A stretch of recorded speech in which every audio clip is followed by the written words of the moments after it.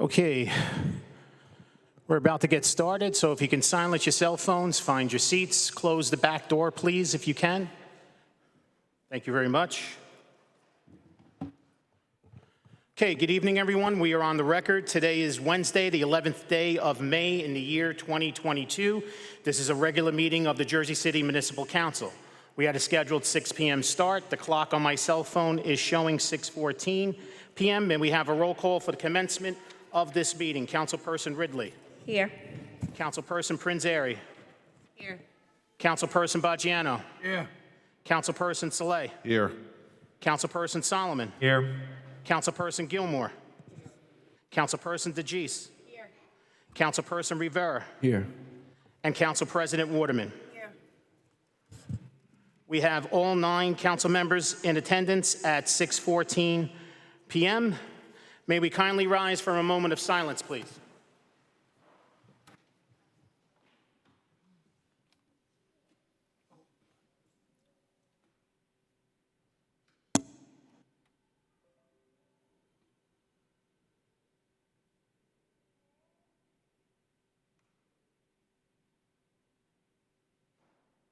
Thank you very much. Kindly remain standing as we salute the flag. I pledge allegiance to the flag of the United States of America and to the republic for which it stands, one nation, under God, indivisible, with liberty and justice for all.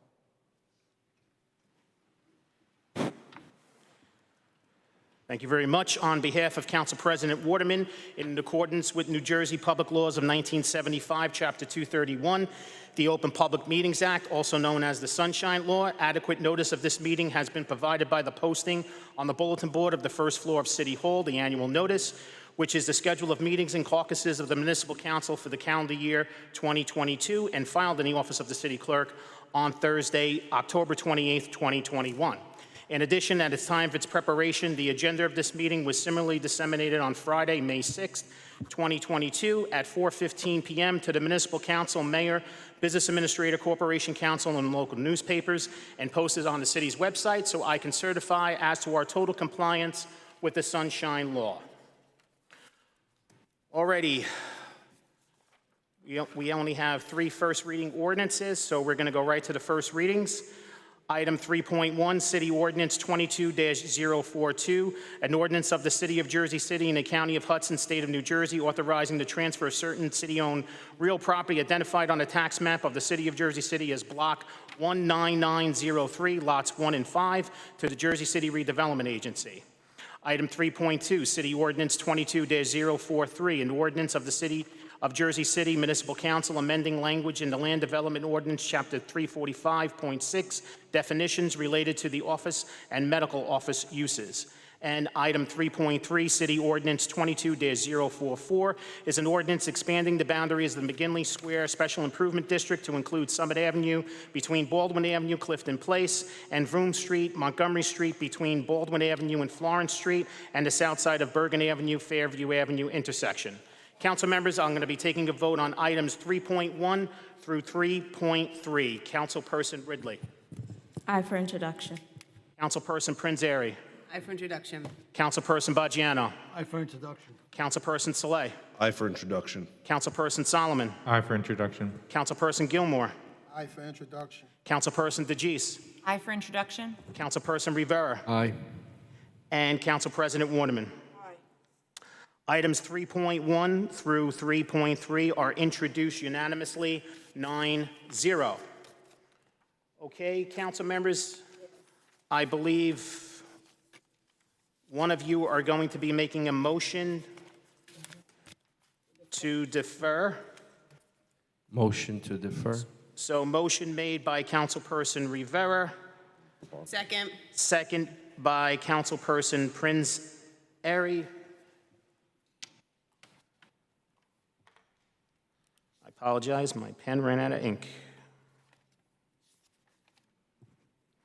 To defer to item 10.9, City Resolution 22-352, which is the resolution approving the appointment of Barker R. Patel as Director of Department of Infrastructure for the City of Jersey City. On the motion to defer, Councilperson Ridley. Aye. Councilperson Prinzary. Aye. Councilperson Bajano. Aye. Councilperson Saleh. Aye. Councilperson Solomon. Aye. Councilperson Gilmore. Aye. Councilperson DeGise. Aye. Councilperson Rivera. This is Resolution 19, correct? Item 10.19, Resolution 22-352. Aye. It's just to defer to it. And Council President Waterman. Aye. Motion carries 9-0 to defer to item 10.19, City Resolution 22-352. Okay. On the resolution 22-352, Councilperson Ridley. I just want to say to Barca that, since I've been on council and had the opportunity to work with you, you have been a great asset to this city. You have changed roles a couple times, and anytime somebody has asked you to step in, you've risen to the occasion. And I know that you'll do the same in this role. I am very proud of you, and with that, I vote aye. Thank you. Councilperson Prinzary. So, Barca, from some of the great successes we've had working together to some of the weird fails, like the West Side Parklet, it has always been a pleasure to work with somebody who's professional and thoughtful and really willing to look at things organically and not just in one particular silo, in one particular space. So I look forward to continuing to work with you in this latest incarnation of the great role and work that you're going to do. And with that, I vote aye. Councilperson Bajano. Barker, you already know you're one of my favorites, and I'm going to drive you crazy. Good luck, Barker, and I'm glad to have you on. Councilperson Saleh. Barca, I'm honored to be able to vote on this nomination, nominating you for Director of the Department of Infrastructure. You are the Swiss Army knife of Jersey City, and you have proven to be creative, intelligent, compassionate, and reasonable, and basically everything the government shouldn't be. And you have been able to elevate Jersey City and everyone else because you have a moral compass that points true north. And even if I've ever disagreed with you, I've always said that you've brought out valid points, and everything comes out of a place of love. And your voice is a critical one, and we, as the council just said, we have all listened to you, and you've made the city a better place. And I just want to thank also the mayor and the BA for having the foresight to elevate you to this position of power. And as a minority and as a woman, I know you've had to work twice as hard, but you bring out the best, not just in employees, but everyone, every person you've ever come across, including myself. And with that, I vote aye. Thank you. Councilperson Solomon. Barca, the city is very lucky to have you. You're doing an amazing job. I vote aye. Councilperson Gilmore. Yes, I was actually trying to convince my colleagues to vote no so she can stay here. But, she's moving on. She's been a great asset to the city. Even in my short time, she's been very receptive to meeting and discussing and going over things. So I proudly vote aye. Councilperson DeGise. Barca, I cannot thank you enough and congratulate you enough for your service to the city and what you do and how much you help. I will join Councilman Boggiano in bothering you and harassing you for a lot, but this is so well-deserved and such an accomplishment by the city administration to recognize your talent and also this new department that we get to, kind of continue moving Jersey City forward. So thank you and congratulations. I vote aye. Councilperson Rivera. Bicycle Barca. I mean, you are amazing. You actually made me fall in love with bike lanes. You have done the city great. Very proud to have worked with you, and I'm proud to continue to work with you. But I never said anything bad about you because you'd put a bike lane down my street, But no, you're amazing, Barca. Keep up the great work. You've proven yourself above and beyond. Your family should be extremely proud of a wonderful woman that you are, especially for our city. We're really happy to have you. I vote aye. And Council President Waterman. First, I would like to just say congratulations to you. I know it's a job well done and well deserved. You know, this is a testament to who we really are as a city. When we look at the diversity and we see that with the leadership of our mayor, how we are creating a new department, which is infrastructure. And anybody that knows a division like this is usually housed by men on top. But because we do believe in diversity, and our mayor and our BA is, you know, champion for women, and because we're voting on the women's board tonight, I just want to make sure I state that, because they are champion for women. We see him appointing a woman to this division that's normally that house men. So this is a testament how good Jersey City are. We are a very diverse city. We are a proud city, and we're just honored to put a woman in this position. And I see you got all your friends here. You got all of the department heads here, people who know your work. They're here to give you the support, that let you know how much we love you. We really do, and we know that you're going to do a good job. So with that, I really vote aye, and congratulations. And I tip my hat off to the administration, because they are moving women forward. Thank you. City Resolution 22-352.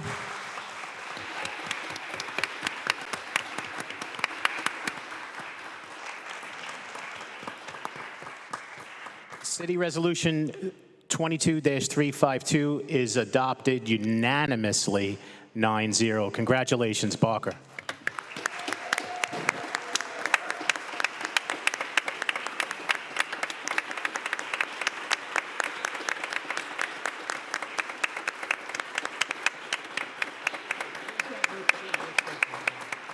Would you like to say a few words, Barker, or would you want to get sworn in right away?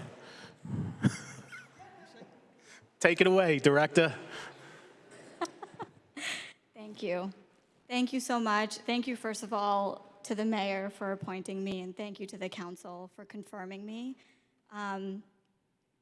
Mayor, your leadership and your unwavering support of me and your faith in me carrying out the important work of the city has meant the world to me, and I really appreciate it. And to the council president and the council, I've thoroughly enjoyed working with all of you over the past 6 years that I've been with the city. It'll be 6 years at the end of May. I started out in the planning division and became the director of transportation, and then the assistant BA, and now I feel really honored and excited to take on this new job. I just want to say that the job has been unbelievably fulfilling, and I've enjoyed so many aspects of it, and I couldn't have done it without the support and respect of all of you and everyone in the room here today, and a lot of people who aren't here today. Most important of those being my dad, who isn't with us, but I know that there would be no one more proud or happy on this day than him to see this appointment happen for me. Yeah, it's really been a privilege for me to work for the city and to serve the city, and I look forward to continuing to do that in this new position for as long as I can. Thank you so much. Congratulations.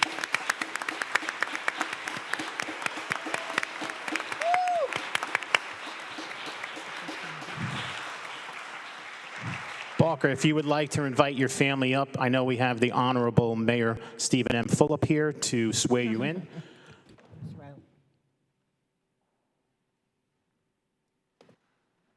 Mayor, would you like to say a few words before you swear her in? I think the council encapsulated it very well. For those of that don't know, that are visiting us, in many ways, women run Jersey City. The most important functions and department leaderships are largely led by women. Youth and recreation, we have a woman leader. Housing and economic development, woman leader. Health and human services, woman leader. Our police department, a woman leader. The housing authority, a woman leader. Cultural affairs, a woman leader. At the end of the day, it really is the women's perspective that drives the day-to-day operations of Jersey City, and it really is a privilege to be here to swear you in to be part of that group of distinguished women. I've told you many times it's been a privilege to really work with you, And for those of you that aren't aware of what the Department of Infrastructure will be doing, but it's literally hundreds of millions of dollars worth of projects throughout Jersey City that BARCA will be responsible for, and leading a team of professionals that are dedicated to the city and doing hard work. You know, this was an easy appointment for me, and I'm really excited to continue to work with you, and the city is a better place because you are here. So thank you and congratulations.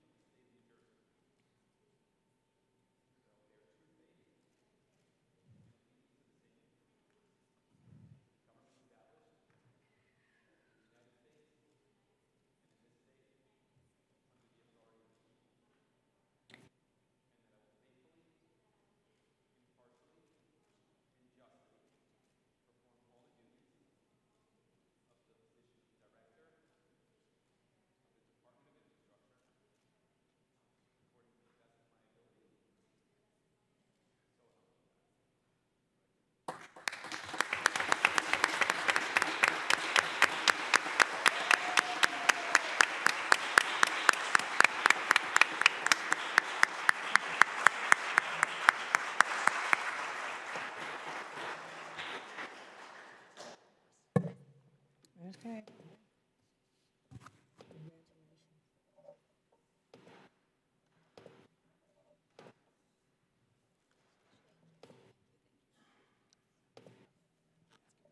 It is official. Director Patel, congratulations again. Thank you so much, Mayor. BA, I have a thing to go to. Is that okay? All right. Which one? Okay. Thank you. I believe we have another motion that Councilman Solomon would like to make. Yes, can we defer to, let me get the number right. You're looking to defer to item 10.3, Resolution 22-336. That is correct, thank you. Okay, motion made by Councilperson Solomon. May I have a second? Second. Second by Councilperson Saleh. On a motion to defer to item 10.3, City Resolution 22-336, Councilperson Ridley. Aye. Councilperson Prinzary. Aye. Councilperson Baggiano. Aye. Councilperson Saleh. Aye. Councilperson Solomon. Aye. Councilperson Gilmore. Aye. Councilperson DeGise. Aye. Councilperson Rivera. Aye. And Council President Waterman. Aye. Motion carries 9-0 to defer to item 10.3, City Resolution 22-336. Can I just ask quick, Corey and Diane, if you guys want to come up now? So item 10.3, Resolution 22-336 is a resolution authorizing the City of Jersey City to accept a gift from Adaptive Swing Seat with an estimated value of $1,200 from the Hamilton Park Neighborhood Association. Council members, we taking a vote on City Resolution 22-336. Councilperson Ridley. Aye. Councilperson Prinzary. Aye. Councilperson Baggiano. Aye. Councilperson Saleh. Aye. Councilperson Solomon. Thank you guys so much for once again being such incredible community stewards, doing something for the neighborhood after a parent came to you with a clear, an issue to make our community more inclusive and better. So I proudly vote aye. Thank you. Councilperson Gilmore. Aye. Councilperson DeGise. Aye. Councilperson Rivera. Aye. And Council President Waterman. Aye. City Resolution 22-336 is adopted unanimously, 9-0. Would you like to say a few words? Yes, Okay. thank you, Councilman Solomon, Council President Waterman, members of the City Council. My name is Corey Klein. I'm the president of the Hamilton Park Neighborhood Association. Standing to my right is Diane Atwell, past president, current vice president of the Hamilton Park Neighborhood Association. Our organization raised money to purchase an adaptive swing designed to accommodate special needs children, and the city's action tonight will allow it to be placed in the park's playground. Far from the first time we've been able to work hand in glove with the city to raise private money to fund public improvements, HP&A proudly funded recent upgrades to the park's basketball court and holiday lights at Jones Park up on Brunswick Street during the winter months. Last month, the council voted to allow us to accept donations for installing memorial plaques on our benches. It's this kind of cooperation and coordination that helps us keep the park the statewide, I would even say national, international attraction that it is. People come to film their romantic comedies among our brownstone stoops and our cherry blossoms. And it's thanks to the city to allow us to work together with them, and that's at no cost to the taxpayers. And now what we want is for another park in Jersey City to have the same. So to those of you who aren't aware, we raised double the amount of funding that we had expected, and we want another park in Jersey City to have this kind of an adaptive swing because we were so fortunate to have raised so much money. So I'd like to hand it off to Diane to say a few words about what inspired the adaptive swing. Good evening. So at the Hamilton Park Farmers Market, it's a wonderful opportunity for residents to come, and as a volunteer there, I was really lucky to meet Jillian Scarr, who came and explained that her 5-year-old son, PJ, who is a really sweet young boy, had autism and had some mobility issues, and asked the question, why don't we have an adaptive swing at Hamilton Park? We have so many swings. I asked the question, and this moved forward, and we were so happy to partner with the city that we were able to raise this money to have one installed that will meet not only her needs, but the needs of other families within Jersey City. And we are really thrilled at the idea that we'll be able to pay it forward and donate another swing to another park at a date in the future. So thank you.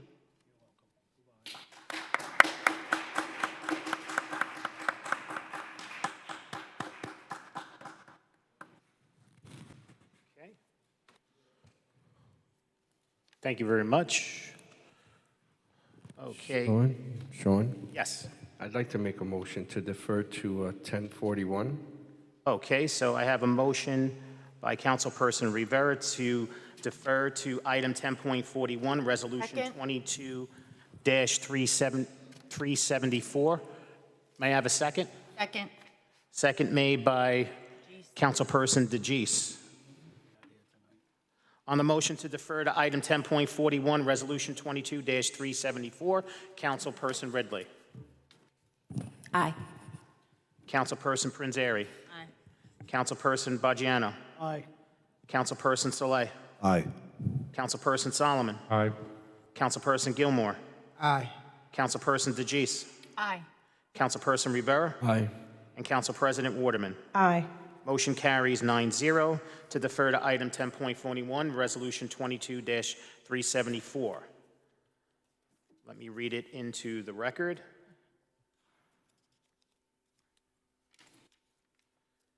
Item 10.41, Resolution 22-374 is a resolution approving the appointments of the individuals to the Women's Advisory Board of the City of Jersey City. Councilperson Ridley. I just want to say that as I look through the list of women that will be appointed to this board, I know that this will be a fantastic board because we have some really awesome ladies on this list, and I'm looking forward to seeing the work that they do. So with that, I vote aye. Councilperson Prinzary. Again, thank you, Council President, to moving this forward and getting this committee together. I think it's going to be really important, especially over the next 4 years while we're all on council, to really address some of the issues that are facing women today. That's true. For the women that are being appointed, I've had the pleasure of working with almost all of you, so I look forward to continuing that work. And for the ones that I'm not quite familiar with yet, I've read great things about you, and I look forward to getting to know you much better over the time on this committee. So with that, I proudly vote aye. Councilperson Baggiano. I vote aye. Councilperson Saleh.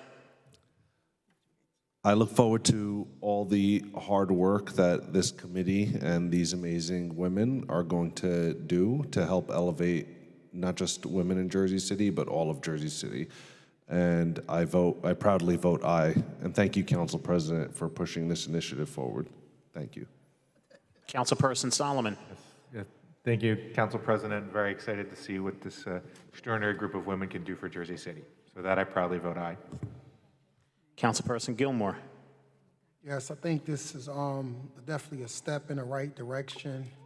I'm of the humble opinion that women just seem to make better decisions than men. And I'm grateful that Council President have put all the efforts in this to create this board and to work with a diverse group of women. I don't know all of them, I know some of them, and I look forward to working with the ones I haven't and to continue to work with the ones I have, and I vote aye. Councilperson DeGise. I think this is a tremendous thing for the city. I thank the council president for her forward-thinkingness. We did a lot of time with the members of this group early on in the campaign, and they're well-deserving of sitting on this board, and I think it's really going to transform a lot of policies and procedures within the city and hopefully beyond.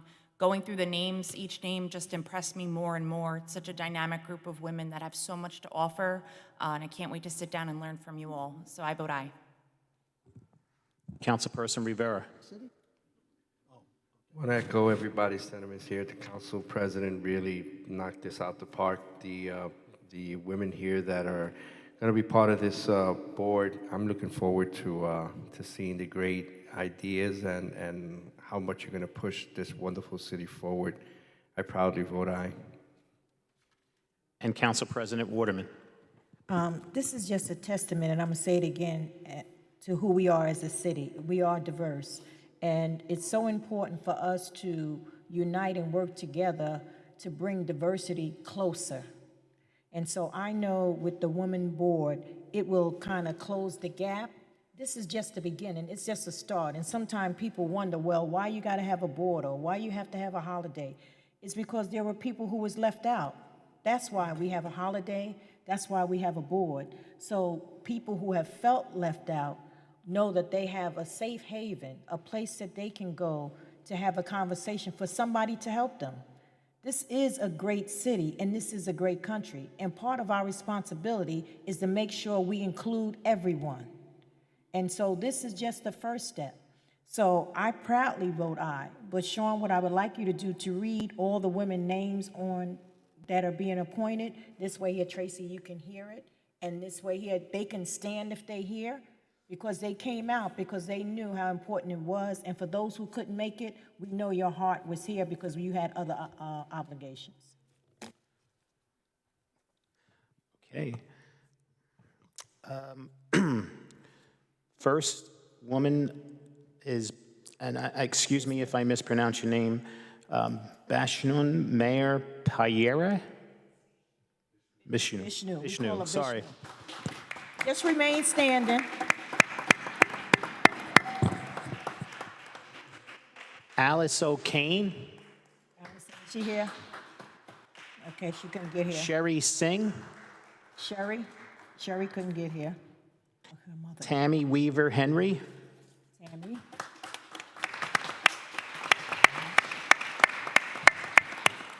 Chelsea S. Duffy. Chelsea. Ann Andrews.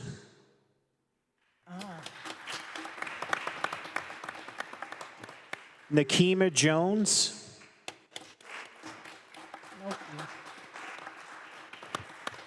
Elko La Boraya.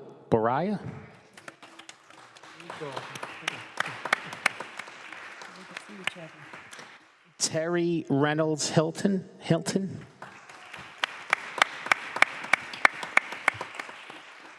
Ixamara Gonzalez.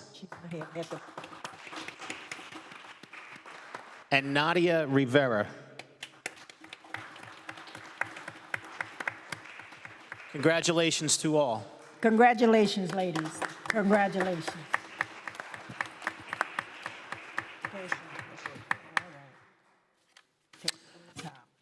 Okay, there are no second reading ordinances on the meeting, so we're going to go right to our public request for a hearing. Our first speaker, we have Laverne Washington. Laverne, yay! Welcome back, Laverne. Laverne, it's good to have you back. It's good to be back. Y'all snuck in on me and ain't let me know y'all was back. That ain't fair. Your That name wasn't was fair, on but your I'm name back. appeared at least twice on our list, Laverne. What happened? Because they didn't tell me I was on the list. I had to get on my nephew up here. But to you new council members, welcome. I'm Laverne Webb Washington, a member of this place for 74 years come August 2nd. Every mayor up on that wall up there, I was a child under them. And we were a councilman of a good city, a diverse city, and a city of all people. And I would love for you people to work with me in this city. We don't have a tale of two cities. We're one city, and we would like to work together. I would work with children in the city. I work with seniors. I gave out, for 2 years, I gave out masks, gloves, sanitizers, and I didn't get paid. I burnt my gas up and down MLK, Journal Square, Ocean Avenue, all over the city. Currywoods, from one end of the city, I was there doing this. And I'm glad that we can change a little, come out, get back, doing things for our children. So many people are homeless. So many people still cannot afford their rent. If you ride up and down MLK Drive, Ocean Avenue, Monticello, Journal Square, I don't know about down here, but I know up in the hood, we out there. And we got to do a change. So I need you people to work together, work with the councilman, our new councilman in Ward F, and the council at large to do better for our city. It's getting ready to get hot. My camp is going to be in Barry Lanes again, Councilman Ward F. New. I be under them orange tables. I run a free camp. I give free back to school stuff out, free brand new coats. I gave out bikes. I gave out stuff up in Ward A on last Saturday. I gave out some bikes and clothes up there. I'm all over the city giving out food. I'll be up at New Hope, Heavenly Temple, Web Building, and this city, I'm proud of you guys. I had a meeting at the Web Building. Housing Authority is getting ready to take over that building, so we have a building in the middle of the city that belongs to Housing Authority, the Web Building. And that's a good thing for the tenants in our city. And another thing, we need more workforce housing. You new council people, there's a difference between affordable, low income, and all that. Read your stuff about housing. Because right now, since COVID, either you poor or you rich. Ain't gonna be no more middle class.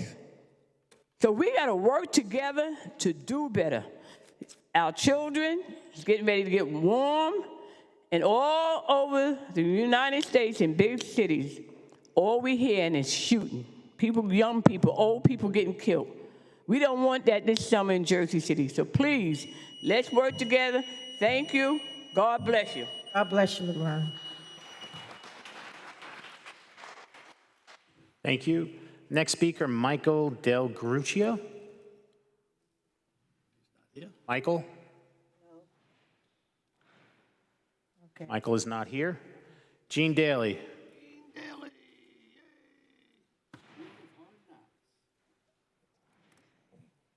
Whenever you're ready, Gene. I just want to check if you can hear me. Yep. Okay, that's better. Go.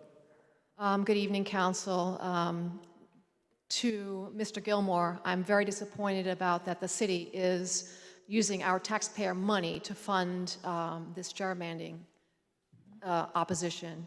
But I'd like to spend most of the night, or my 3 minutes, on the travesty that happened at the planning board hearing last night.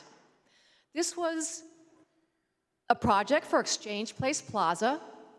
This plaza is going to, as part of the design, create a nearly 7-foot-high blockade or barricade to view the Catcher Memorial. It's composed of a 5.5-foot high back bench. That means it's taller than me, the bench itself. Rising above that is going to be about 18 inches of plantings, all within 10 feet of the monument. How are we supposed to see the monument? How are we supposed to celebrate around it? Explain that to me. part of the master plan states specifically we have to respect and honor our history and emphasize it. Yet the planning board would not let any members of the public speak. That is a violation of my civil rights and everyone's civil rights here. Planning board themselves were the individuals who stated that they're not going to have public hearing, the attorney for the planning board. There is no reason for that, because the only way to do that is if you have extraordinary circumstances. Having the public be able to comment is not an extraordinary circumstance. This is my right, this is our right. It's our right to protest what's wrong. So I am appalled and embarrassed and disgusted by our planning board. So this council better be put on alert. There are also parts in that I did not get to present because I was not permitted to speak about the master plan. Aside from we have to respect our history, is preserving the waterfront view. How does putting this 7-foot-high barricade to the waterfront help our view of the waterfront? It is blocking our view, and it takes away, covers nearly 2/3 of the width of Exchange Place Plaza. That view is going to be gone forever. The view of the monument, gone forever from the front. How are we supposed to have our celebrations there, or any culture to have their celebrations there, which have all been kicked out by the Exchange Place Alliance, all of them, because of Mr. DeMarco and the Alliance themselves. There are other issues that are wrong. For example, it says we're supposed to maximize every square inch. This is what the master plan states. How does putting a private corporate roadway through Exchange Place maximizing every square inch? It is our public space, and it's a disgrace what happened last night, and we're here to fight back. Thank you, Jean. Okay, our next speaker, Ada Weidman. Ada? Not here. James Calderon?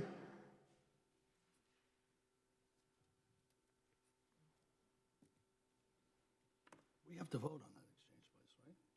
Good evening, Council. My name is James Calderon. Thank you for your time and your attention tonight. Speaking in regards to resolution file number 22-370, where I'm named, this is a resolution where the council is being asked to fund an opposition to a complaint I put in with the Superior Court in regards to the city wards map. In the resolution, there's a statement that there's one complaint. There are multiple complaints. There are 2 complaints. There's one from myself, and there's a separate one from the Jersey City United Against the Ward Map. So there are 2 separate complaints that you have to answer to. And you don't have to answer it, and that's my point of my conversation tonight in my comments. The council can tell the administration, we do not want to fight this. We want to see the ward map redrawn in front of the public eye. That cost us nothing but some filing fees that have already been placed. So I'm asking the council to not authorize this resolution and not to fund the opposition. Because if you fund this opposition, you're basically saying that you agree with this ward map and you're going to use the city funds to defend it. My complaint is asking for something simple. Go back to the drawing board, sit in front of the public, and give us a map that is drawn in front of the public. During the January 22nd public meeting, which was the only meeting that lasted more than 18 minutes, because the first 2 only lasted 18 minutes, was here in these halls. 3 of the council members of the 9, 1/3 of the council, spoke about transparency. This is your opportunity to reclaim that transparency and have the City Ward Commission go back to the drawing board. It's that simple. It doesn't cost anything. The resolution states that the contract will exceed $17,500. You don't need to spend that money. All you have to do is tell the administration you're not going to fund it and tell them not to oppose my complaint. It'll be withdrawn. What happens then? The meetings happen again in front of the public. A ward map can be drawn as is acceptable. I'm not offering an alternative ward map. I don't have one. That's not my job. Our democracy is set up to have checks and balances. Tonight, you're the check on the administration. Are you going to demonstrate balance, or are you not? So I ask you to vote against it. You have been given the power by the people. You're no longer allowed to stand by and say, this ward map doesn't concern you. It's on your table right now. It's your opportunity to say, we want a new ward map. By your simple vote. It won't cost anything to the city. You don't have to put a $100,000 retainer into Murphy Orlando LLC, and you don't have to spend $17,500. Thank you for your time, and thank you for your service.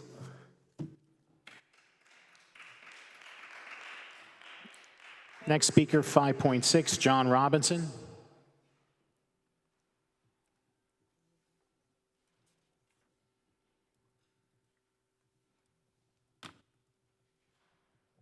Good evening, Council. Thank you for the invite to be able to speak. I'll be speaking about Resolution 22334. It has to do with the, it's basically in support of Councilwoman Denise Ridley's resolution for, I feel like this is echoing, for the passing of the Reparations Task Force Bill. I believe I'm in support of this resolution. I think that it's extremely important. I'll just be saying in my time two brief points.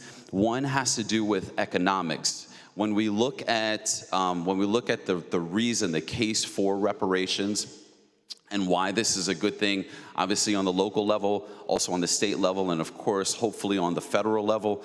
Why it's a good thing is because economically, descendants of American slaves, we were, and which I'm of the lineage of, we were impacted economically through our free labor, for the building of one of the greatest nations, one of the wealthiest nations that has existed. Not only through chattel slavery, but all of the accrued oppression that happened after that, whether we're talking about black codes, we're talking about redlining, of course, Jim Crow, the mass incarceration, the crack epidemic, all of those things, slavery never really ended for us. How it looked just changed. It changed forms. So we've actually never been, even though we've been given equality, Dr. Martin Luther King and other civil rights leaders have said this, we've been given equality. We're able to go into the restaurant to eat a burger, but then we can't afford to eat the burger in the restaurant that we go into. And we've seen that impact. So while this nation has grown economically, financially, while the rest of the world has been able to benefit off of our oppression, we've actually taken the brunt of the failure. So that's one reason, so the economic portion of it. When we look at equality, it's fine, but we also want equity as well. And studying reparations, getting a task force together to actually look at how this has impacted descendants of American slaves, financially, of course, but also in terms of education, in terms of mental health, in terms of regular health. All of these things will be looked at from the task force. So I think that, from an economic standpoint, this is a good thing. Now, the second point is morally. Morally, we need to do what is right. We pride ourselves as being the most diverse city, and it's just something that we need to actually do. Thank you for your time. Thank you, Mr. Robinson. 5.7, Carol Harris. Good evening. Good evening. I'm Carol Harris. I'm an active member of Our Lady of Sorrows Church. I've been a resident in Ward F for all my life, and I'm here today to express my appreciation to the council. For the past 2 years, as a member of the Jersey City Together Health and Safety Committee, we worked on a resolution to create a behavioral health project that would include 911 training for operators so that people who have substance abuse or mental health challenges would be treated and not incarcerated. I want to, on behalf of myself and members of our parish, express our appreciation for you at the last meeting approving that resolution. And we, as members of the Jersey City Together's Health and Safety Committee, look forward to working with the city for full implementation of that resolution once the RFP has been issued and a grant has been approved to a provider. Thank you very much. Okay, next, 5.8, Anne-Marie Nazaro. 5.8, I hope I'm worth that weight in gold. I'm Anne-Marie Nazaro, and I'm a sidekick, one of the sidekicks to Carol Harris. We do work together on the Jersey City Together Public Health, Public Safety Committee. And what is astounding is to just be able to come here and echo that thank you. We are very grateful because throughout 2020 and 2021, we met with many of the council persons. I remember that Councilman Solomon, you were one of the early voices saying we needed social work, behavioral health specialists to work alongside police officers when there is a call for a crisis concerning a mental health challenged person or a person with substance use challenges. And that is a model that Jersey City is now setting. We propose 16 social workers throughout the city in the 4 districts, the police districts. And I believe the RFP is going to echo that and get us that. So we are very grateful. We spent that time meeting with you. We met with the mayor, and we feel that you can make change in a city, and this is a significant kind of change. I don't know how to, I mean, I could give you specific examples, but I think you understand those examples. When a person goes out who understands the situation, then you can save many years in prison. The cost of treatment is actually less than the prison years. They've shown this in Miami-Dade County with Judge Leifman's program.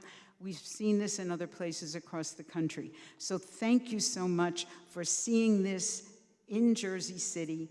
Thank you very much, Council President Waterman and the councilors here now. We want to come back. You'll be hearing from Jersey City Together again because we had 4 tenets to our proposal. We've gotten the big one, the number 1, the social work behavioral health passed. We'll be back to share numbers 2, 3, and 4 with you and to get those implemented as well. Thank you. Thank you. Thank you. Okay, our next speaker, 5.9. I'm sorry if I butcher your name. Worschek Stan Mazur. Stan? I'm sorry. No. Not here? Okay, so I don't feel that embarrassed. Wayne Harmon Jr.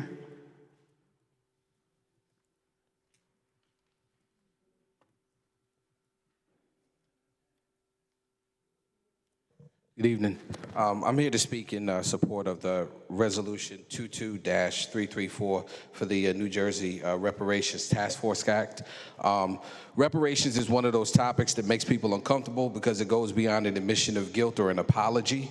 It's one thing to apologize for slavery, but it's another thing to admit that people have gained a financial benefit from it and continue to do so. One day I asked my grandmother about her and my grandparents' time as sharecroppers, and she said, now these are her words, and please forgive me because I'm paraphrasing, but she said sharecropping was nothing, and by the time you paid the white man for his feed and whatever else they charged you for, there was nothing left to share. It's clear that after slavery, there was no follow-through on the economic plan for former slaves or their children and descendants. Since then, descendants of slaves have had to overcome insurmountable odds just to keep living. I myself have had amazing opportunities because of what my parents have been able to accomplish, but I can't say that for many of my family, friends, and other colleagues. Since I only have 3 minutes, I'll spare you all the statistics, and with that, I am sure that many of us in this room know what those are. So putting it plainly, we cannot run the same race and expect the same results when we were never playing on the same field and other people were given a head start. Mind you, I live in Ward F. We fight for increases in minimum wage, and we find means to send aid to different countries, even in the midst of a pandemic, but this invoice is 400 plus years in the making. To quote the Bible, Deuteronomy chapter 24, verses 14 through 15 says, "Do not take advantage of a hired worker who is poor and needy, whether that worker is a fellow Israelite or a foreigner residing in one of your towns. Pay them their wages each day before sunset because they are poor and are counting on it. Otherwise, they may cry to the Lord against you, and you will be guilty of sin." God bless you, City Council. I pray you vote right. Thank you. Thank you. Jan Baginski, sorry. My wife is half Polish, should be very disappointed in me. Okay. That's okay. There you go. Still very good. My name is Jan Baginski, and the subject of my remarks is the redesign of the area closest to the Katyn Memorial. I, Jan Baginski, and my wife Halina, we closely watch via Zoom the discussion and the conclusions of the planning board pertaining to the redesign of the area in closest proximity to Katyn Memorial, presented by SID EPA. We applauded and congratulated in writing the chairman and all members of the board on their unanimous decision in the April 29, 2022 meeting to reject the said rework. We are very grateful because they opened their ears and hearts to the public arguments opposing this redesign. We also felt that planning board decision will compel EPA SID to either rework their original design per public comments or abandon it. Unfortunately, the 29th decision has been reversed unanimously again in the May 10th meeting, based on one only argument that the SID EPA design does not collide with master site plan. The public was not allowed to voice their concerns. Katyn Memorial is a visual testimony to brutal murdering of more than 22,000 Polish officers, soldiers, and members of Polish local governments by Soviet-era bandits. It also commemorates the victims of September 11, 2001 attack on Twin Towers and the victims of the Smolensk catastrophe, where Polish president, officials, and generals have died. Russians were again behind this catastrophe. Katyn Memorial is a place where Poles were gathering several times every year. Sorry, my conclusion is to reject this Thank you. redesign. Thank you. 5.12, Kinga Washak.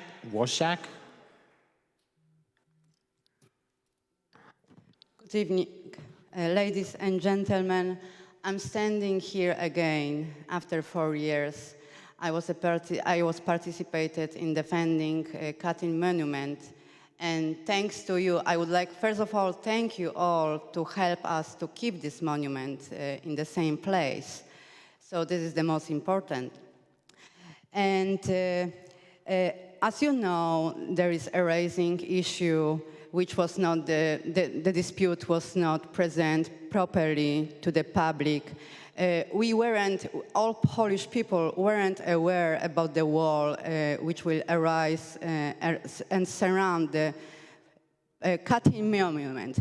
First of all, I would like to tell you that we have no problem that you create and develop the area, the place, and you, for example, put the trees and some shrubs. This will be a beautiful place, right? The front of the ocean. The problem for us is only that we keep some events, and you are aware of that, right? For the Polish community, and maybe not only. And there is another problem. We don't want this monument to be surrounded by the trees because it's obscuring the visibility. And we ask you really, we do not expect, for example, big changes in the plan. We agree with those plans. We have no problem. We just ask you for the small little changes. So the visibility of this monument wouldn't be obscure, and that we could hold those events. Another thing is about the entrance which is leading from the Montgomery Street. I think it will be better flow for the pedestrians to go, through those. If you will open the park, which you create not only from the water flow, right, but also from the Montgomery Street. It's not only for us, for the Polish events, which are held only, once in a month or something like that, right? Sometimes even once in 3 months. But it will be even better for the Jersey City people, because you will create beautiful area with beautiful park, right? If you close Montgomery Street, how you access this? The people, they have to go around, right? So my request is only if you could hear us, please, because the planning board, we are talking to the planning board. I know that committee of Katyn Monument were talking previously. I don't know what happened, that we just request those small changes to you, and so everybody could be happy, a planning board, and we will be happy, and I think that Jersey City people too. Thank you. Thank you.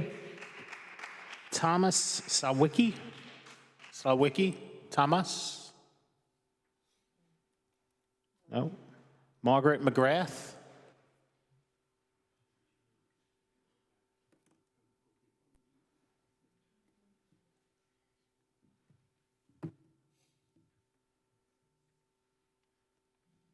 Good evening, ladies and gentlemen. Here we come again.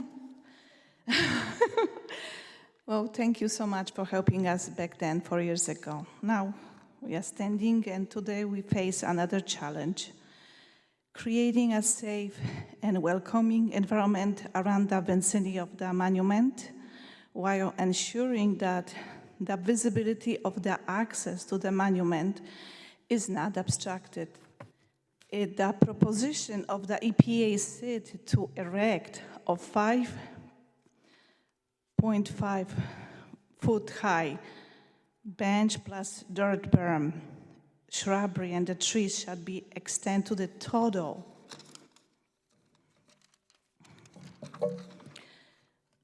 obstruction by the height of 7 feet will completely ruin the commanding, unobstructed view of the monument that the public has enjoyed. This is completely unacceptable. It is the fact that the people of Polonia were never consulted or invited to any meetings to discuss what would be the most appropriate way to enhance the beauty of the Exchange Place Plaza in a manner that all parties could agree on.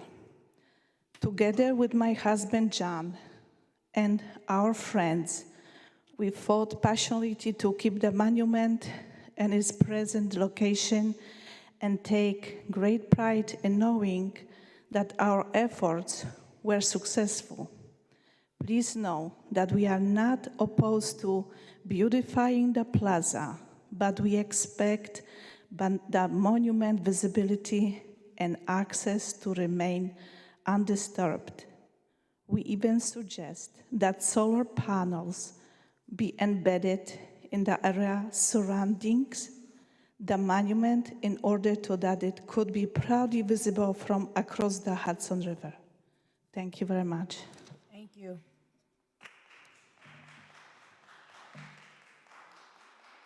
Salomir Plata?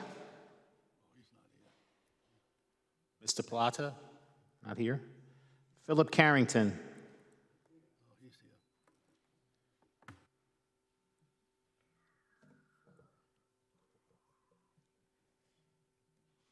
Council President Mosman, members of the City Council, and to the moderator of record, Gallagher.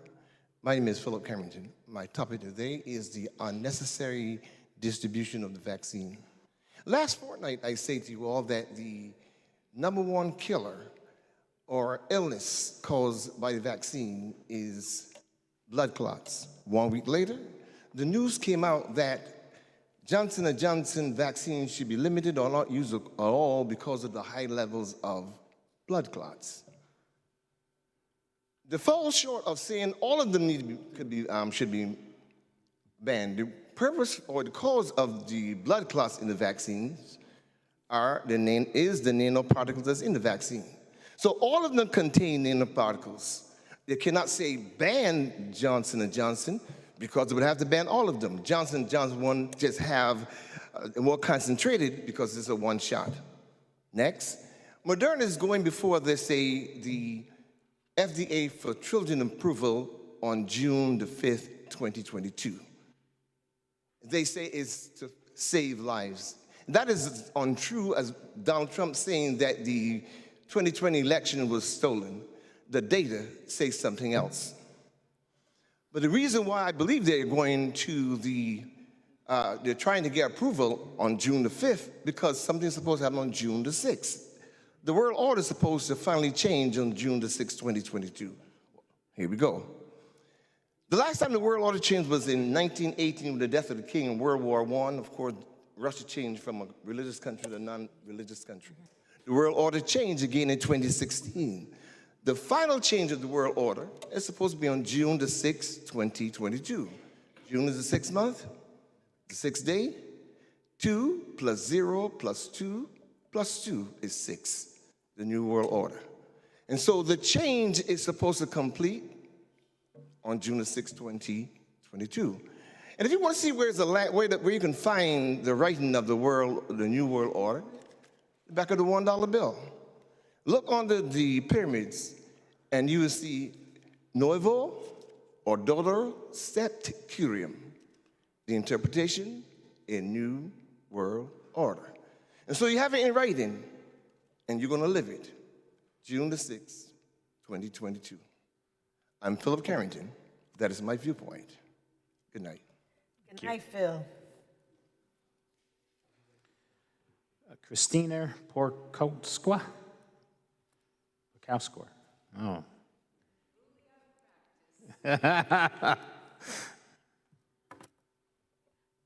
Good evening, ladies and gentlemen. My name is Krystyna Piórkowska, and everybody's been talking to you about 4 years, but I'd like to remind you of something.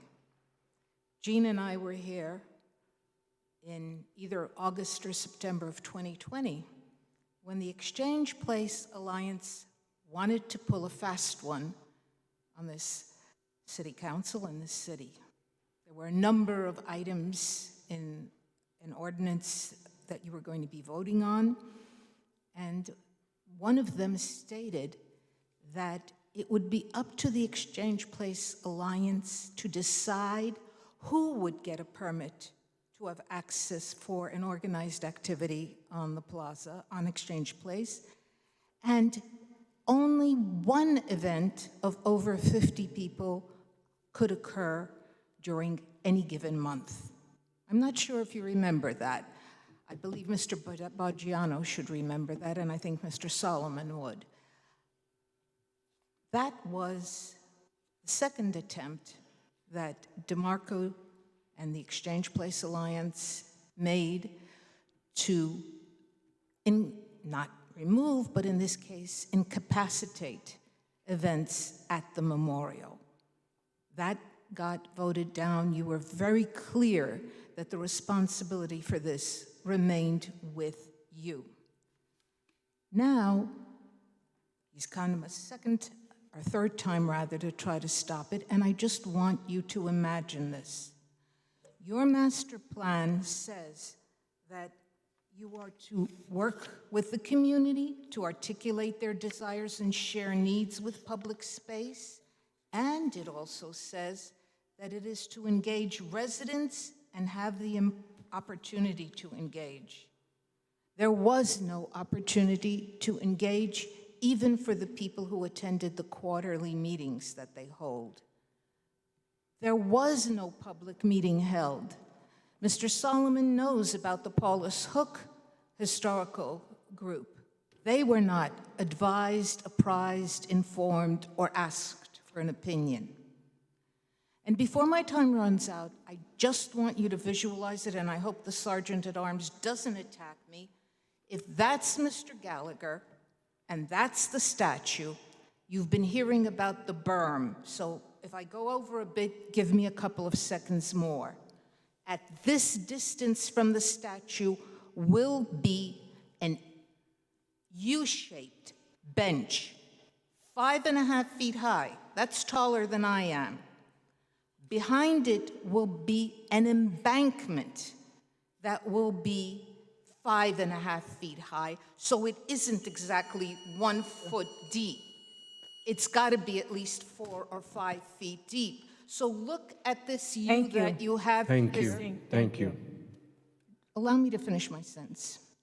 Look at this U that you have here and understand how much of Exchange Place will be blocked simply to accede to the demands of one man. Thank you.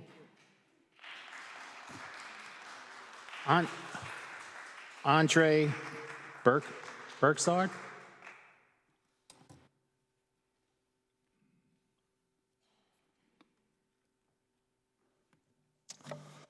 Ladies and gentlemen of the board, good evening. My name is Andrzej Burkhardt.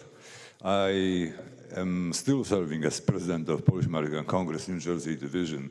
I'm mentioning that because the Katyn Forest Massacre Memorial Committee, which was the unit, they operate as a unit within our New Jersey Polish American Congress Division, and this was the group which was consistently organizing events at the Katyn Monument at least once per year.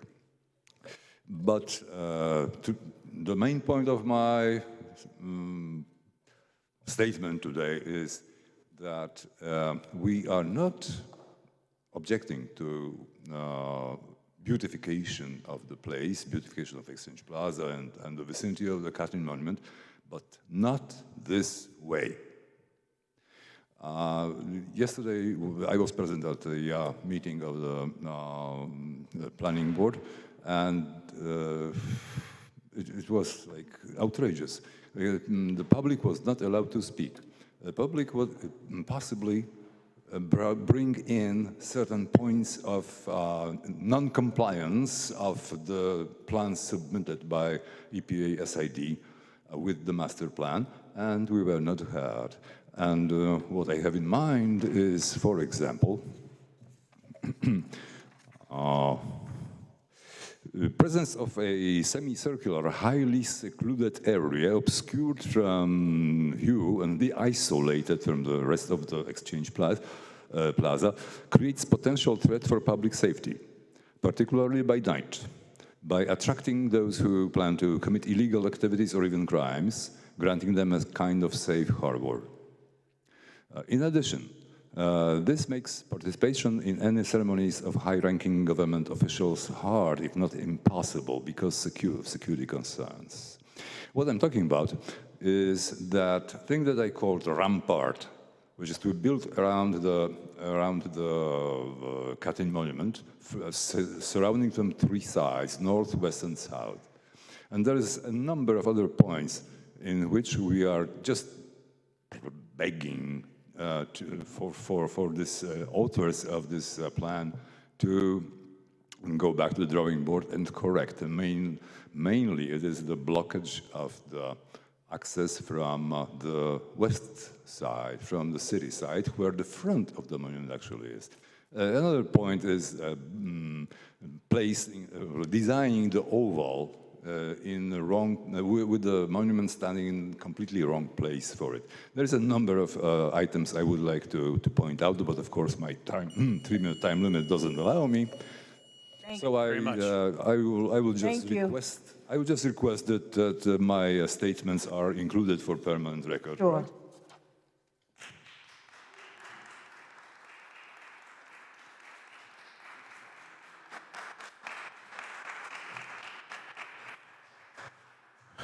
Okay, our next speaker, 5.19, Ogaswa Hung, Huang. Thank you.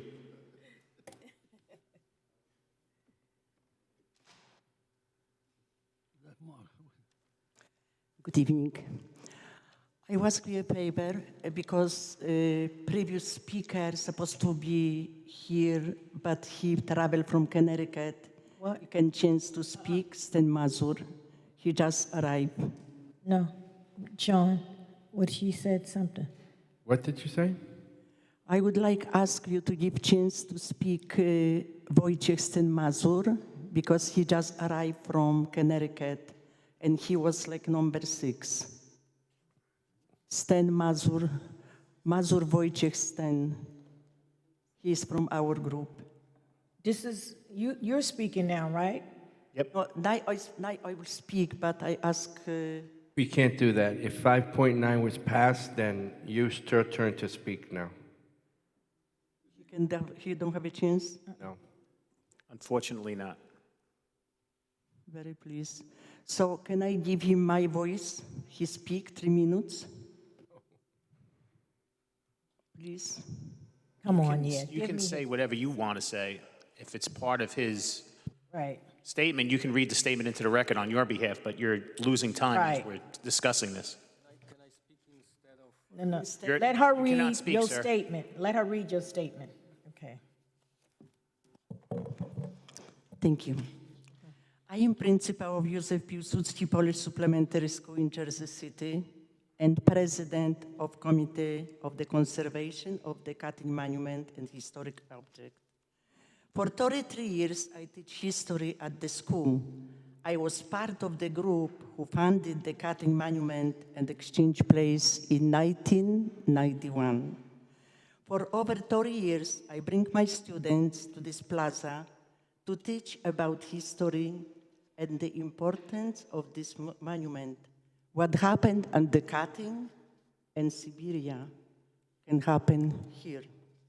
It's visible at Exchange Place is also important because its position reminds us of what happened September 11. In fact, there is plaque there to remind us and remember the victim. I love the city, I love the place, beautiful place, and everybody happy gonna be park. So we ask, like previous speaker, Council, please ask SID to support the small changes we are asking for.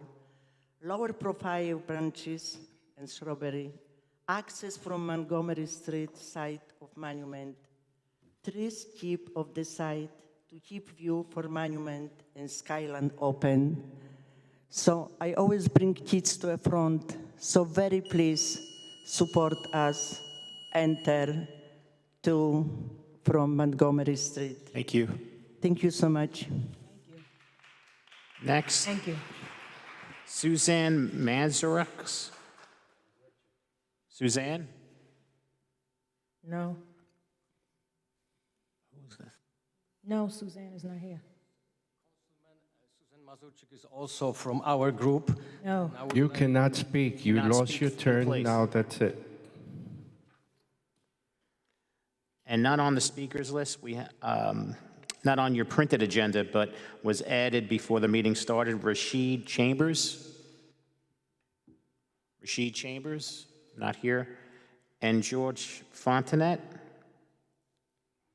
George? Not here. I ain't seen him in a while. Yeah. Okay. That will conclude Sean, our can I public just say speaking. something? Sean? Yes? Can I just say something I want to let the Polish people know?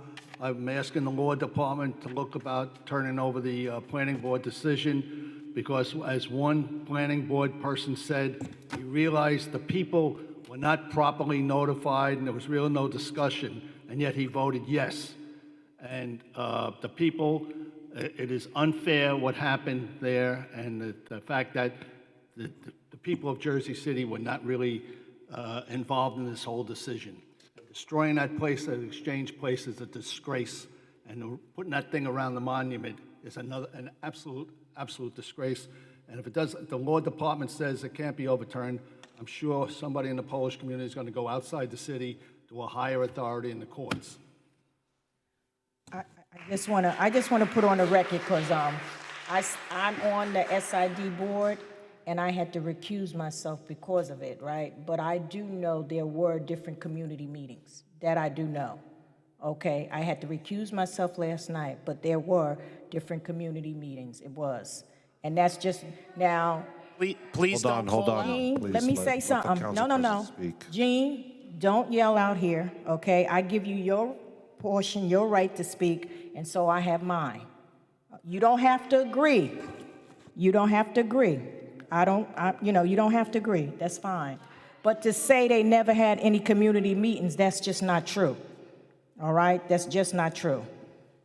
Maybe they didn't have as many as you like, but they did have some. So I don't want to go back and forth because that's not what I do here, and I don't run a meeting like that. But I just want it on the record. Okay? Next one, Sean, let's go. Okay, petitions and communications. Any questions or comments on items 6.1 through 6.27? Hearing none, Office of Communications 7.1 through 7.4. Any questions or comments? And we have our report of directors, items 8.1 through 8.16. Any questions or comments? All right, on to our claims and addendums number 1 and number 2. Claims and addendum number 1 and number 2. Councilperson Ridley. Aye. Councilperson Prinzary. Aye. Councilperson Baggiano. Councilperson Saleh. Aye. Councilperson Solomon. Aye. Councilperson Gilmore. Aye. Councilperson DeGise. Aye. Councilperson Rivera. Aye. And Council President Waterman. Aye. Claims and addendums number 1 and number 2 are approved unanimously, 9-0. On to our resolutions. Council members, I'm going to be taking a vote on items 10.1 through 10.12, with the exception of 10.3, which is approved earlier. Councilperson Ridley. 1 through 12, exception 3. Okay, on 10.1, I just want to make a few comments. I believe it was Zora Neale Hurston that said, if you are silent about your pain, they will kill you and say you enjoyed it.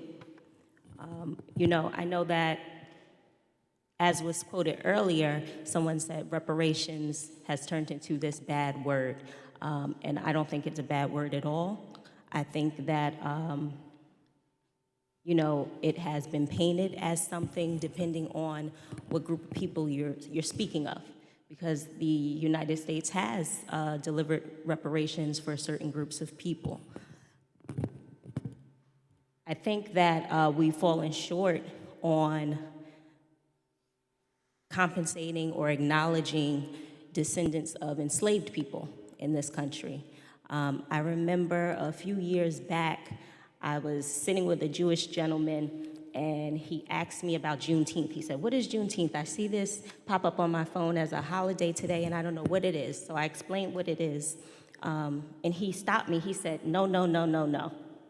He said, "You all are doing this absolutely wrong." He said, "When Jewish people celebrate their freedom, we do it over multiple days. You have to add more days to this Juneteenth thing." Because they're not silent about their pain. We've been speaking, we've had members of the Polish community speaking to us for years now about a monument that means something to them. They're not silent about their pain. So I won't be silent about my pain either.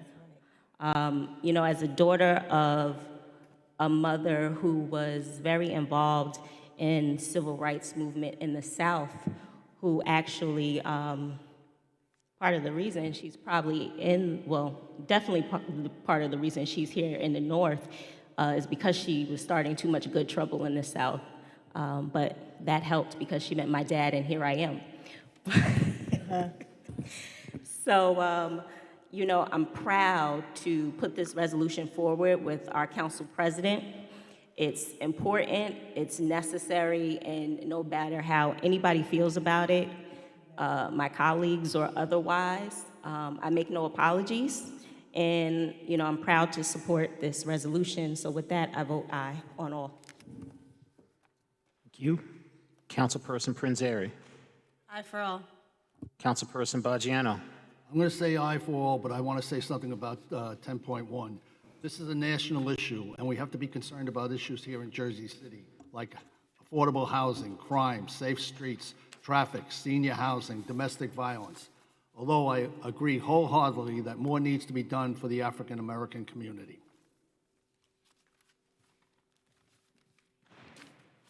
Councilperson Saleh.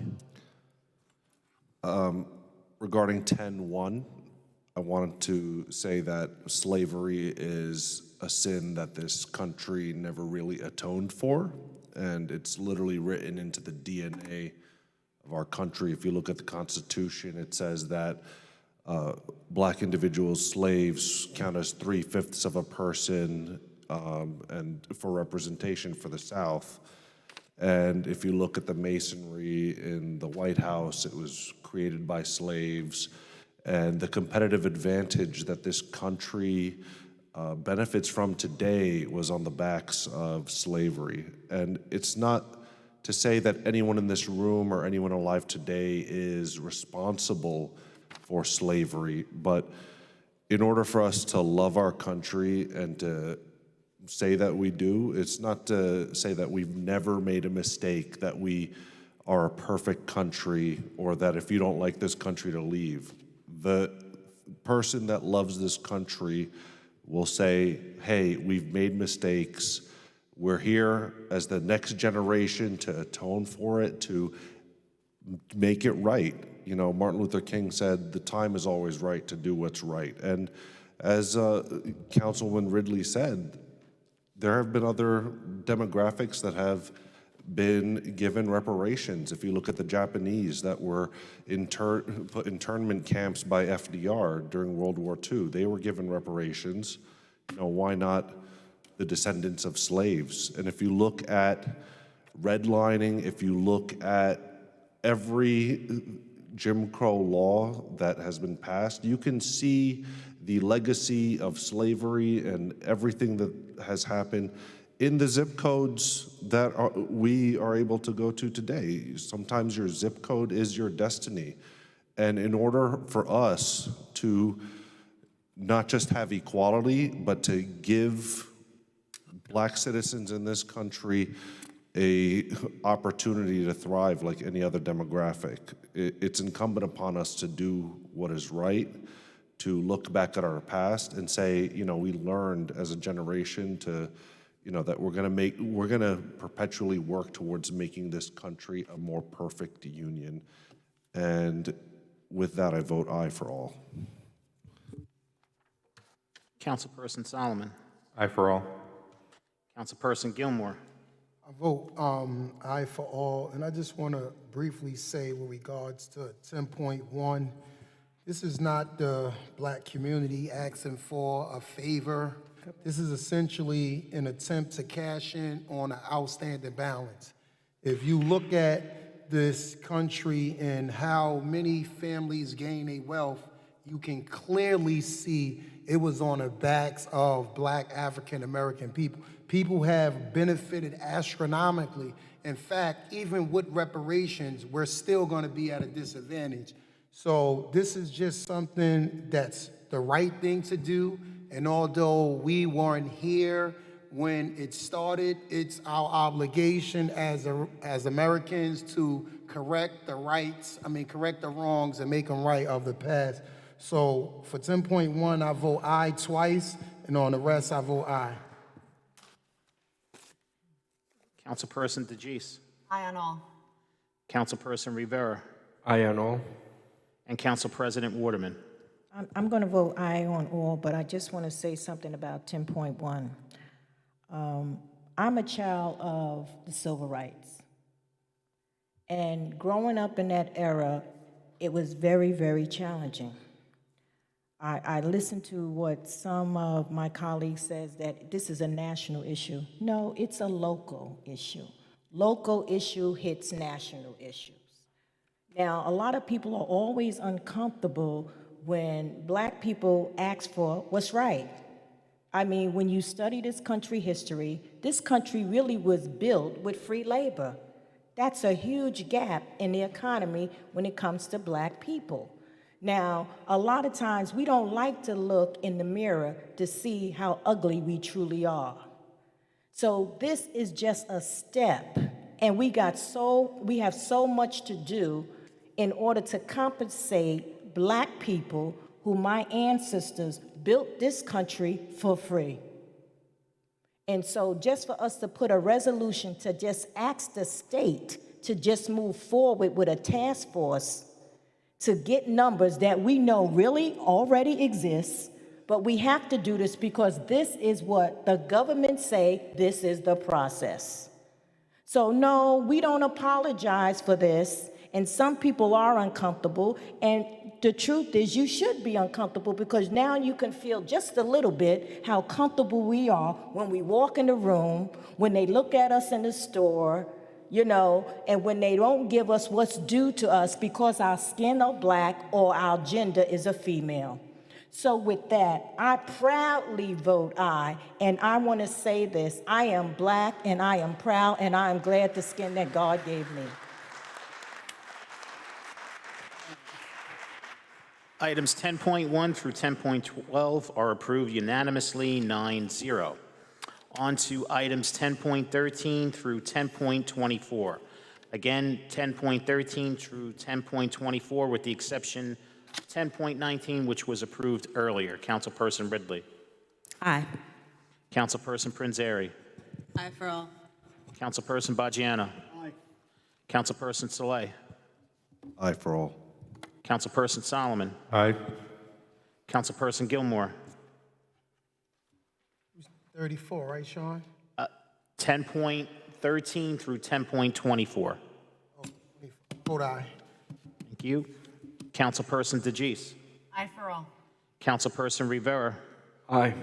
And Council President Waterman. Aye. Items 10.13 through 10.24 are approved unanimously, 9-0. On to our next set of resolutions, items 10.25 through 10.34. Again, items 10.25 through 10.34. Councilperson Ridley. Aye. Councilperson Prinzary. Aye for all. Councilperson Baggiano. Councilperson Saleh.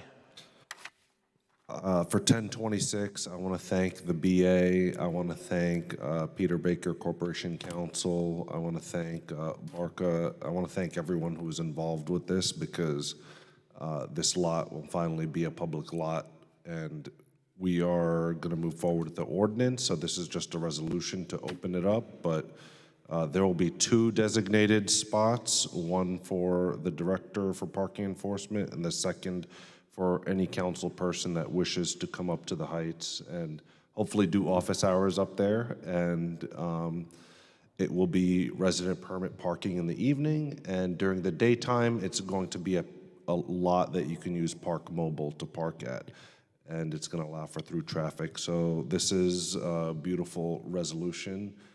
Brings tears to my eyes that we liberated Lot 4, and I want to thank all those that were involved in this. Thank you so much. Aye for all. Councilperson Solomon.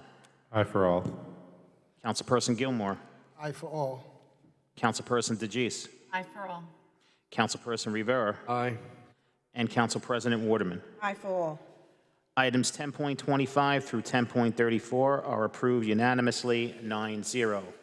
For the balance of our resolutions, items 10.35 through item 10.42.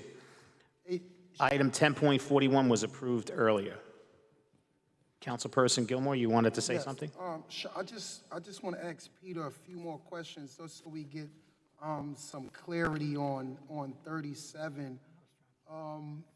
Peter, what happens if we vote to not move forward?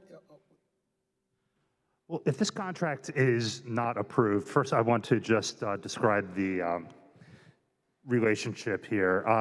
Every year, the law department puts out an RFQ for legal services, which there are several categories. There's litigation, bond counsel, environmental, labor and employment, et cetera. Murphy Orlando is one of the firms that answered that RFQ and has been added to our approved counsel list. By way of that, they agree to take the city rates of pay, and that they are qualified by being placed on that list, that they meet all the registration obligations, they complied with the state and local pay-to-play laws, and that they are competent to handle this and similar matters. So by virtue of the fact of their essential pre-approval as approved counsel for the city, the rejection of a contract with them would, since the litigation is ongoing, it is very, very unlikely that a court would excuse this firm from the case. It's likely that they would remain in the case. So the city's representation would continue with that firm. All right, so my next question is, I've done a little research and I may be a little off, so if I misspeak, please correct me. So how the Ward Commission does, there's these 6 individuals that's appointed by the governor, and subsequently the 7th individual is normally the clerk of the municipality in which the maps are being drawn. Is that an accurate assessment or no? Yes. Okay, now, so why in this case it specifically speaks of our municipal clerk and then one John Manila and then the ward commit? Why is it separated? Why is it just against the Ward Commission? Why is it specific to individuals and then an entity? Because those were the entities that were named by the plaintiffs, and so that those are the defendants in the case.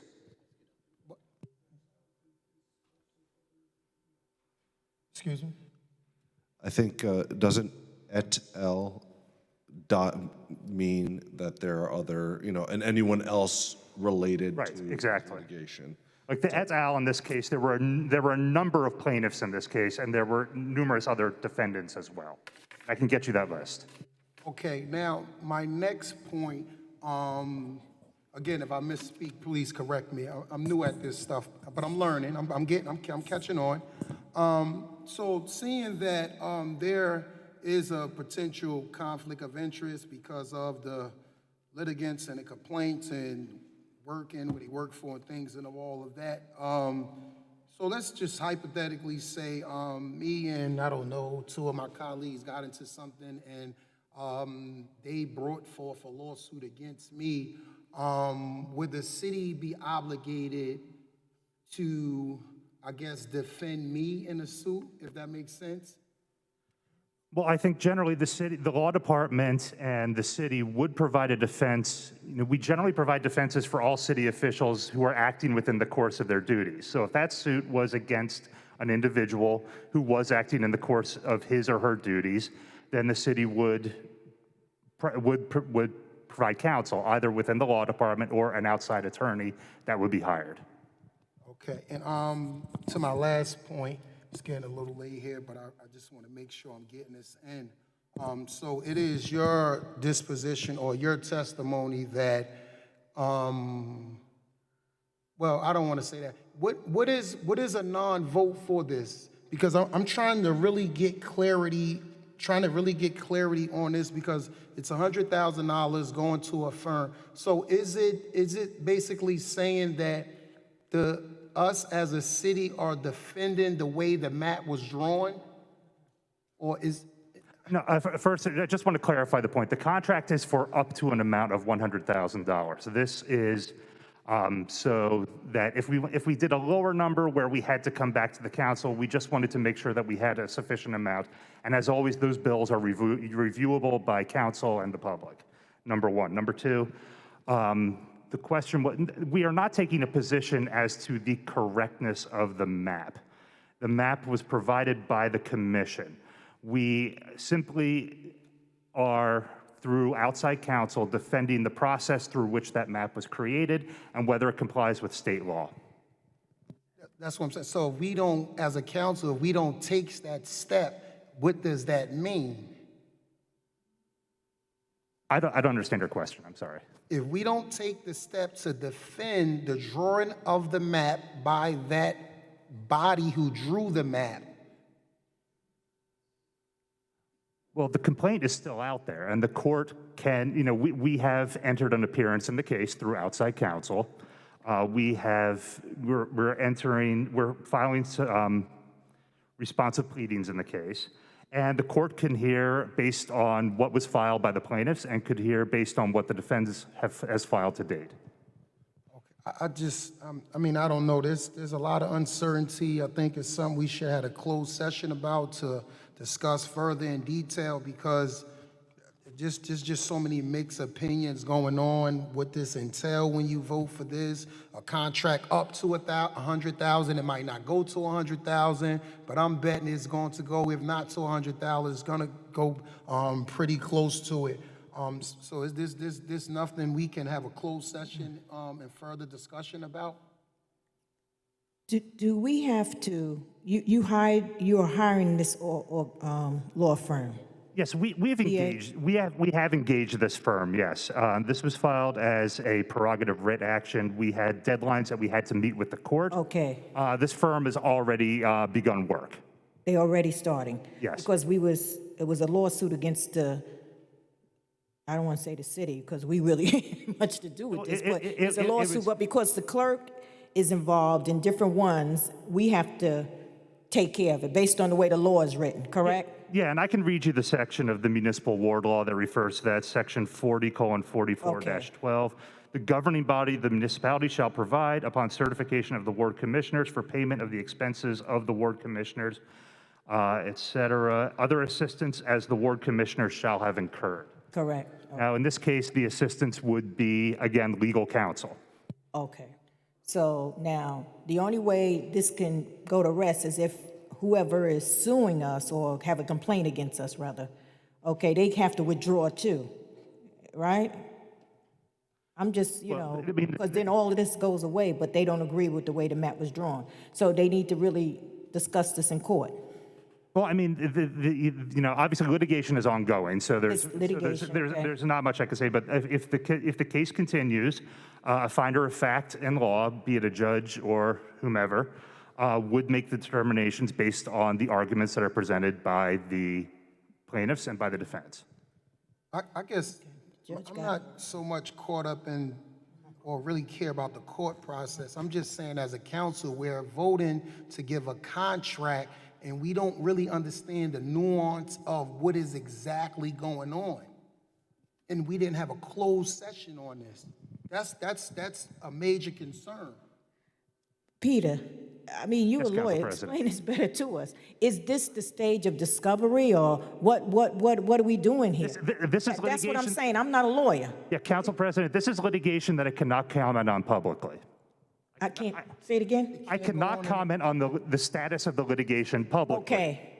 This is litigation strategy. I could address a Council President either privately or in a closed session.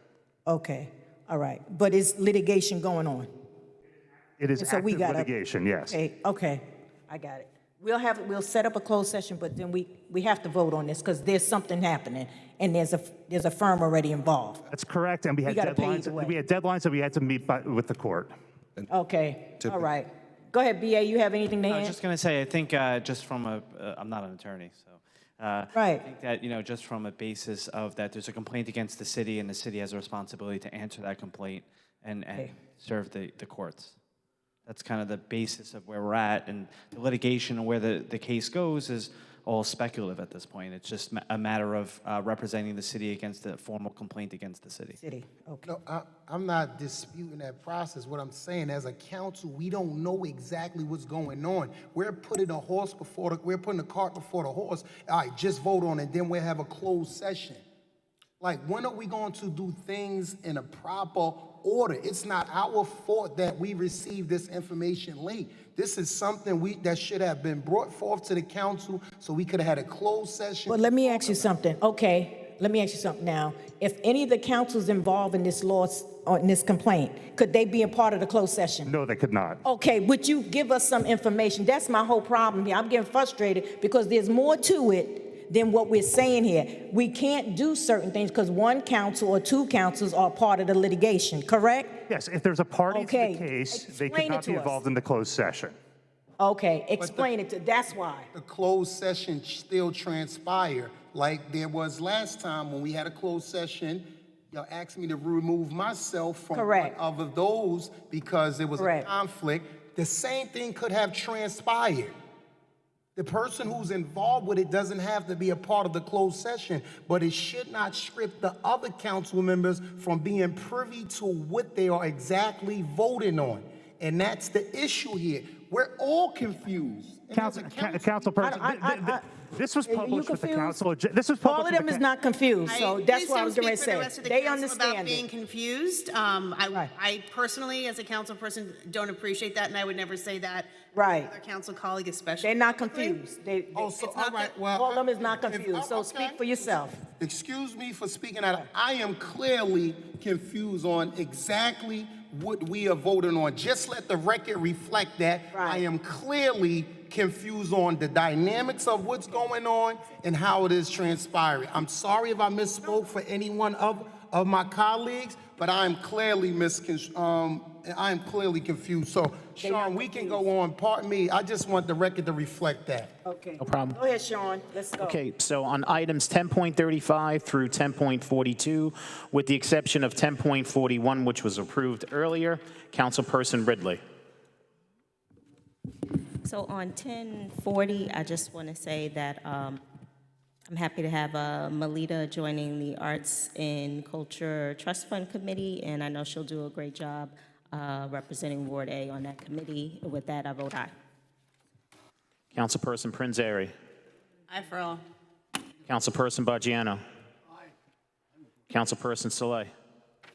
I want to say for 1037, even though personally I might not, be happy with the ward map, at least Ward D was in a unique situation where we didn't lose any constituents. We had to gain constituents because we were the least dense and least populated ward. And it's not right for me as an elected official to opine as to which section of the city I'd like to represent. I'd like to think I could represent, any part of Jersey City, but I do understand the consternation of some of my colleagues with the ward map, but we do have an obligation, being that the city is named as a defendant here in the case, to defend Jersey City.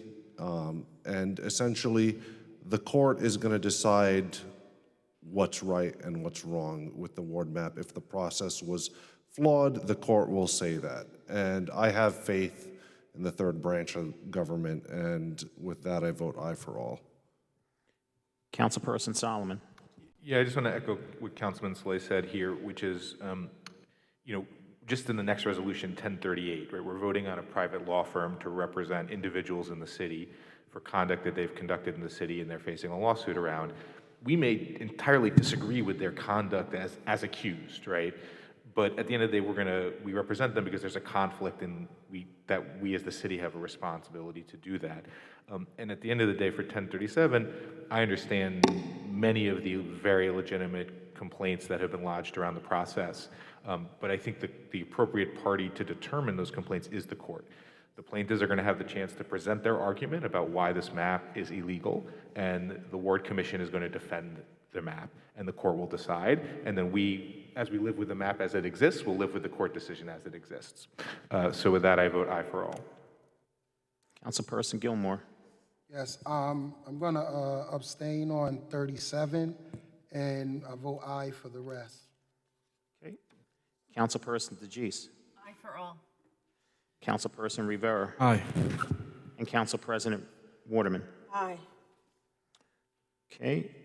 If I can just recap, items 10.35 through 10.36 is approved 9-0. Item 10.37 is approved 8-0-1, with Councilperson Gilmore abstaining. And items 10.38 through 10.42 are approved unanimously 9-0.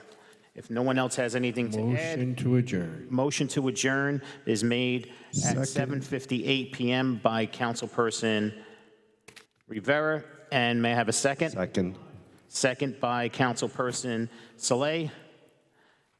On the motion to adjourn at 7:58 p.m., Councilperson Ridley. Aye. Councilperson Prinzeri. Aye. Councilperson Baggiano. Councilperson Saleh. Aye. Councilperson Solomon. Aye. Councilperson Gilmore. Aye. Councilperson DeGise. Aye. Councilperson Rivera.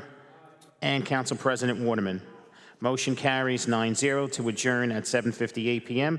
Thank you so much, everyone, all department directors, and congratulations again to Barker Patel.